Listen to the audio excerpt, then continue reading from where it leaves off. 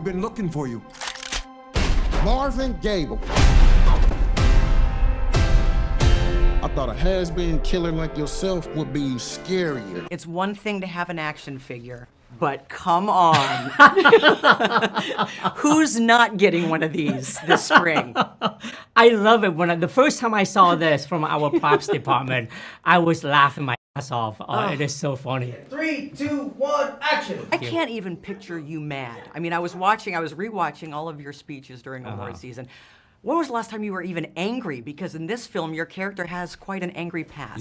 Yes. No, I do get angry, and I love playing Marvin Gable's, a past when I get to go all out and go crazy and berserk. That was a lot of fun. 52A, take one! I've been a fan of this genre for many years, and I understand it very well. I grew up watching these kind of movies where they're just there to entertain you. They're not asking much in return, and hopefully when you watch it, you can escape reality for 90 minutes and come out feeling just a little bit more refreshed. Good morning. Do you think I just woke up one day as a top-selling realtor? I've seen these characters before, but the difference this time around is that it's a different kind of action hero. Yeah. It's someone that that we haven't seen before. It's a bit more vulnerable. Someone who doesn't look like a badass until you mess with them, and then you go, oh. Right. He's lethal. Has this changed the way you use straws in your drinks at all? Isn't that great? What I love about our fight sequence is that to be able to use just ordinary stuff that you wouldn't think is a weapon, like the cookie cutter. Oh my gosh, that was great. That is awesome. And, That's awesome. And for a long time, I love drinking boba. And every time I get that straw, I always look at it and go, wow, this is really sharp. But never once did I think that could be a weapon until this movie came along. And I said, yes. And I keep wondering if they're going to change the way they make the boba straw from now on. They should at least brand it. Maybe put your face on that, because the one thing that is not really a weapon is this. It's just too soft. The title is Love Hurts. Yes. But you have had such a neat love story. I would imagine that love really doesn't hurt when it comes to you. No, and it your doesn't. wife. It doesn't. I am so lucky to have her. Yeah. The day I met her is the day that my life changed for the better. Honestly, and also what's incredible is that we've been together for 22 years. And I feel like every day I learn something new about her, something new from her, and she inspires me to be a better person. And honestly, just her unwavering belief in me. All these years and was so certain that this, whatever, all this success that I'm having today, she thought it was like, without a doubt in her mind. And I'm so happy that I didn't prove her wrong. Right. that I didn't disappoint her.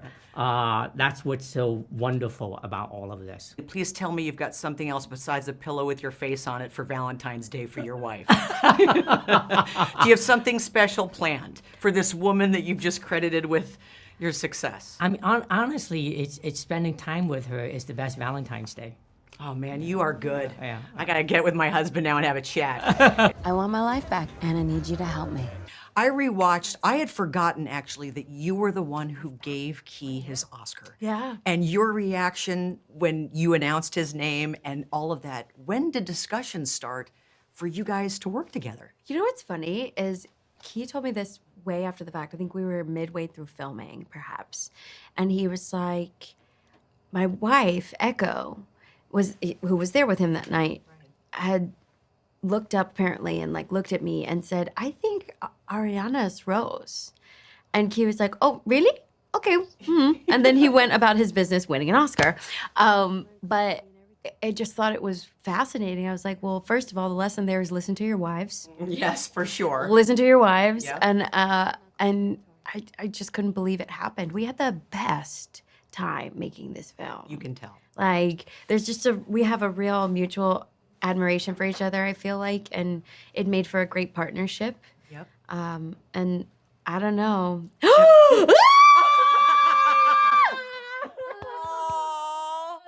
I've never had a crash. I've never had an interview crash.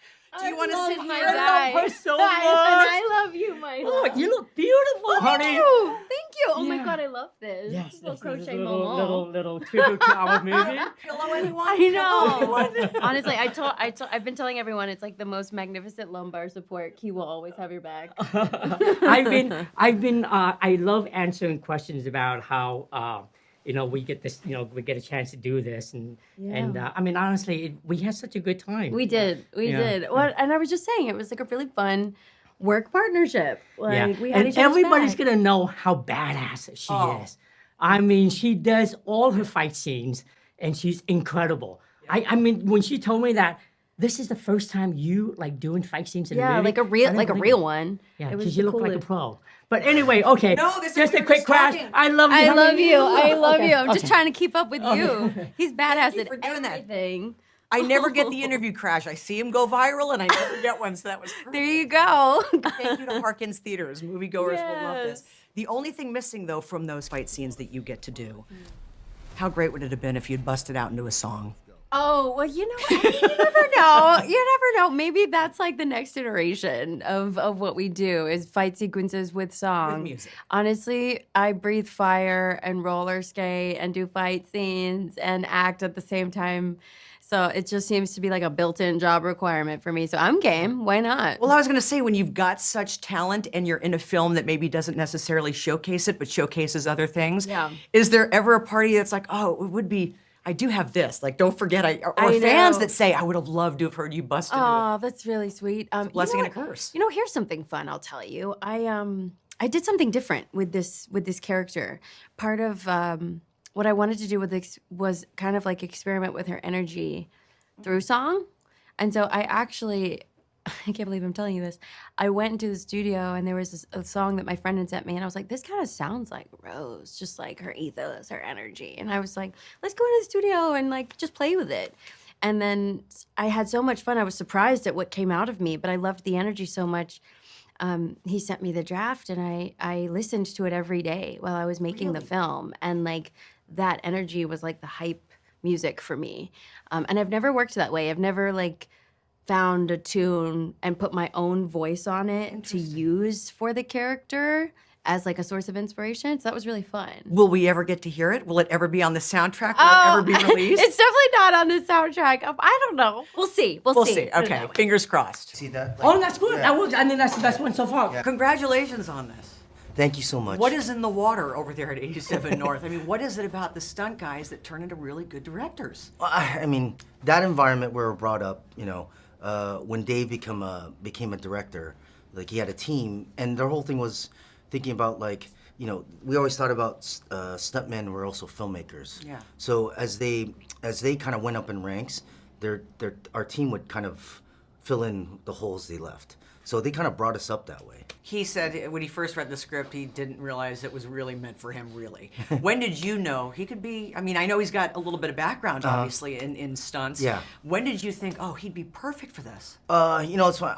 When I got the script initially, and we're like looking at it, and we're deciding, oh, who can be this guy? Like, who's this character? Because you wanted someone that's, even I read it as I want someone that's unassuming, that the audience wouldn't expect to be kind of this kind of savage killer. So when he was doing his, his press tour for Everything Everywhere at Once, and I was a big fan of his growing up, so when I watched it, and he's doing a speech, and all his speeches were like, that's the guy.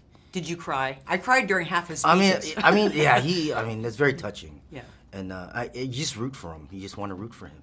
Speaking of the action sequences, I remember when John Wick came out and I saw a pencil used as a deadly weapon. And in this film, I feel like I can't go to Dunkin' Donuts and drink out of a straw the same way. That's what I wanted to. That's kind of what I wanted to do. You never look at a boba straw the same again, right? But what's been the most creative thing where you're like, oh, of course a straw would be perfect, or fill in the blank? Well, it's not. You just read. For me, it's like you're not picking. You look at the set. Like sometimes being on set kind of sparks your interest because you see what's around in the environment. You go, what can I use for the environment? But for the example with the boba straw, it was just something that I had just sitting in my head for like years and years. Because when you drink it, I used to be a kid. I'm like, these straws are kind of dangerous. Right. You can like actually poke, like hurt someone with these. And so that's always kind of been in my gestating in my head, just trying to find the right time to use it. Yeah. Everything. By the way, if you're seeing this at a Harkins Theater during that scene with the straw, it may be one of the times where Oh, you really? go, "Oh, All right. I can't watch this." Well, that's part of the it's part of the charm. Yeah, it's part of the charm. The other thing you guys do such a great job, obviously, when the trailer came out, just choreographing the fights to that music. What's been the most challenging song to choreograph fights to, in your opinion? Well, it's usually we choreograph first, and then you're trying to find the Okay. song that fits it. So, it's just trying to find the song that fits has the right energy, fits the scene. There's a lot of factors involved in picking that, right? Yeah. But the song in the Celine Dion song in the trailer was like perfect for the trailer. So now you're like, okay, that's the vibe. That's a great vibe. So you just find something that fits that scene. It's still in my head. Yeah. They're about to wrap me. You majored in biological sciences. Yes. Didn't What use part any of of it. That's what I was going to say. What part of all that schooling came in handy here? Well, I think going to school is always good. It Very teach true. you how to do things on deadlines and kind of self-motivate yourself, right? So I think that's what college is very important for, right? So interact with all different types of people, right? And Yeah. then you just know how to give yourself deadlines and then make it work. Am I allowed to take one of the Kiwi Kwan pillows home? You have to stand in line because I got a whole set of those. I need new pillows. I'd love to see his face every morning. Congratulations. Thank you It's so so much. nice to meet you. Nice meeting you. Love hurts.